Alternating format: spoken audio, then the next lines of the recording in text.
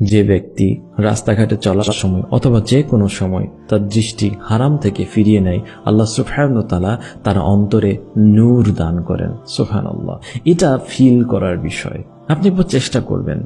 হ্যাঁ, যারা এই ভিডিওটি দেখছে, যুবকেরা বিশেষ করে, এটা একবার চেষ্টা করে দেখুন যে রাস্তাঘাটে যাচ্ছেন, হঠাৎ করে একটা চোখের সামনে আপনার সুন্দরী একটা মেয়ে আসলো, আপনি তাকে না দেখে দৃষ্টিটাকে হেফাজত করে যান। এতে কি করে কি হবে? আল্লাহ দেখবেন যে আপনার অন্তরে অন্যরকমের একটা প্রশান্তি কাজ করছে। ঠিক আছে? একে তো আল্লাহ সুবহানাহু ওয়া তাআলা বলছেন যে দৃষ্টিকে নত করো, দ্বিতীয়ত রাসূলুল্লাহ সাল্লাল্লাহু আলাইহি ওয়াসাল্লাম বলেছেন। সুবহানাল্লাহ। এটা আপনি করবেন, এটা প্রতিনিয়ত করার চেষ্টা করবেন। যখনই কোনো দিকে দৃষ্টি চলে যাবে, সাথে সাথে সেই দৃষ্টিকে ফিরিয়ে নেবেন এবং অন্তরে চিন্তা করবেন যে এটা তো আল্লাহর সন্তুষ্টির জন্য।